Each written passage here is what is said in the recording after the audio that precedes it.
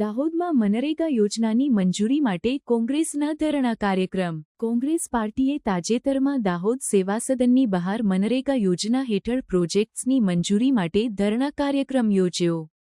આ વિરોધમાં સ્થાનિક નેતાઓ અને કાર્યકરોની ઉત્સાહભરી ભાગીદારી જોવા મળી, જે ગ્રામ્ય રોજગારીના મુદ્દાઓને ઉકેલવા માટે પાર્ટીની પ્રતિબદ્ધતાને દર્શાવે છે। આ વિરોધ દાહોદ જિલ્લામાં મનરેગા પ્રોજેક્ટ્સના અમલમાં વિલંબ અને અકાર્યક્ષમતા તરફ ધ્યાન દોરવા માટે યોજાયો હતો। કોંગ્રેસના નેતાઓએ તંત્ર પર ગ્રામ્ય મજૂરોની જરૂરિયાતોને અવગણવાનો અને રોજગારી યોજનાઓ માટે સમયસર મંજૂરી ન આપવાનો આરોપ મૂક્યો। તેમણે મનરેગાના મહત્વ પર ભાર મૂક્યો, જે હાશિએ પર રહેલા સમુદાયોને જીવન સુરક્ષા પૂરી પાડે છે। આ વિરોધમાં યોજનાના ફંડના વિતરણ અને પ્રોજેક્ટ્સના અમલમાં પારદર્શિતા અને જવાબદારીની માંગ કરવામાં આવી। આ વિરોધમાં તાત્કાલિક પગલાંની માંગ સાથે સૂત્રોચ્ચાર અને ભાષણો કરવામાં આવ્યા। કોંગ્રેસના નેતાઓએ દાહોદમાં મનરેગા પ્રોજેક્ટ્સમાં ભ્રષ્ટાચાર અને તાચાશાહીના આક્ષેપો પર પ્રકાશ પાડ્યો અને તંત્રને આ મુદ્દાઓને ઝડપથી ઉકેલવા માટે વિનંતી કરી। તેમણે આ મામલાની સંપૂર્ણ તપાસની માંગ કરી, જેથી પીડિત મજૂરો માટે ન્યાય સુનિશ્ચિત થાય। આ વિરોધ મનરેગાના મહત્વને દર્શાવે છે, જે ગ્રામ્ય સમુદાયોને સશક્ત બનાવે છે અને આર્થિક સ્થિરતા પ્રદાન કરે છે। તે અસરકારક શાસન અને સંસાધનોના સમાન વિતરણ માટે વધતી માંગને પણ પ્રતિબિંબિત કરે છે। દાહોદમાં કોંગ્રેસ પાર્ટીના પ્રયાસો આ મહત્વપૂર્ણ મુદ્દાઓ પર ધ્યાન દોરવા અને ગ્રામ્ય મજૂરોના અધિકારો માટે વકીલાત કરવા માટે છે। અને ડીઆરડી દ્વારા કોઈપણ જાતની વહીવટી મંજૂરી આપવામાં આવતી નથી।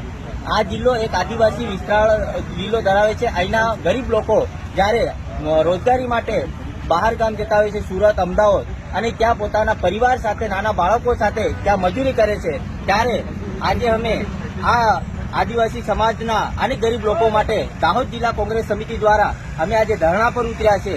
અને મારે ખાસ કરીને કહેવું છે કે જ્યારે આ સરકાર મોટા મોટી વાતો કરતી હોય છે કે ગુજરાત મોડલ અને દાહોદ સ્માર્ટ સિટી બનાવવાની વાત કરી, ત્યારે તમે ચોક્કસપણે જોઈ રહ્યો છો કે આ દાહોદ જિલ્લામાં મરણ પામેલા લોકો રોજગારી લઈ રહ્યા છે, અને જ્યારે જે લોકો અહીંયા મજૂરી માટે ફાંફા મારતા હોય છે એવા લોકોને આ સરકાર અને આ તંત્ર મજૂરી આપતી નથી। બીજી વાત કરીએ કે દાહોદ જિલ્લા દ્વારા જ્યારે હમણાં મનરેગાના જે સામૂહિક કુવા 2000થી વધુ આપવામાં આવ્યા છે, ત્યારે એ કુવામાં ગરીબ લાભાર્થીઓ માટે પાસેથી એફિડેવિટ માંગ્યું અને એમાં કહેવામાં આવ્યું છે કે તમે 2 ગુંઠા જમીન સરકારને દાનમાં આપો કુવા માટે। મારું આ સરકારને અને તંત્રને કહેવું છે કે એવો તો કયો કુવો હોય કે જે 2 ગુંઠામાં ની જરૂર પડતી હોય છે, અને ગરીબ લોકો પાસે માત્ર ને માત્ર પોતાની રોજીરોટી માટે થોડી જમીન હોય અને આ સરકાર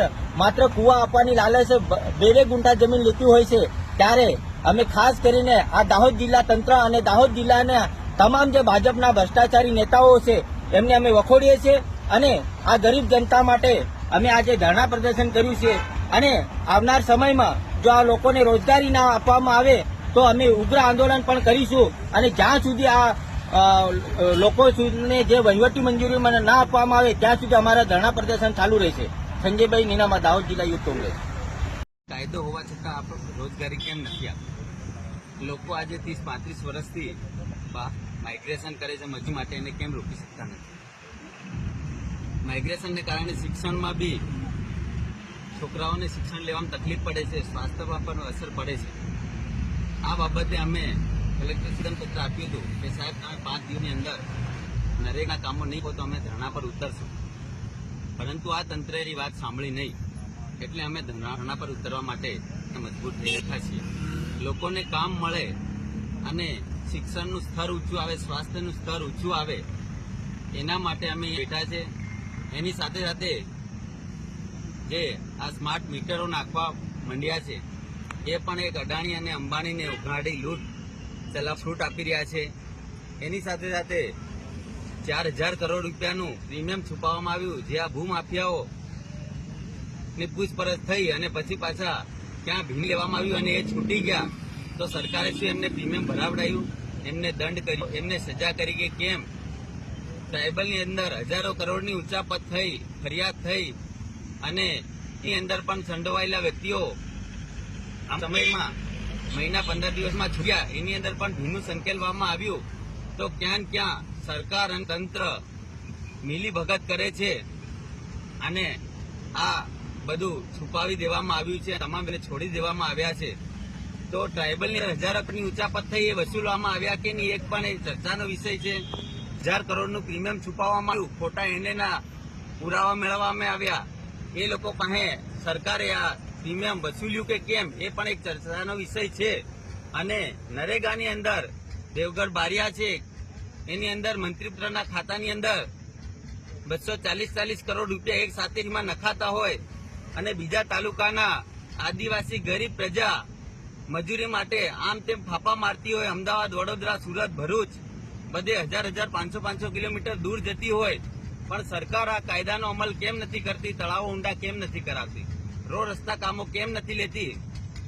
કેટલ શેડના કામો, જમીન લેવલિંગના કામો કેમ નથી આપતી સરકાર? અને કલેક્ટરશ્રીએ જાહેરનામું બહાર પાડ્યું કે કોઈએ ધરણા કરવા નહીં, તો શું ગરીબોએ હક માંગવો નહીં? સરકાર આટલી નિષ્ઠુર બની ગઈ છે એ એમને અમે પૂછવા માંગીએ છીએ.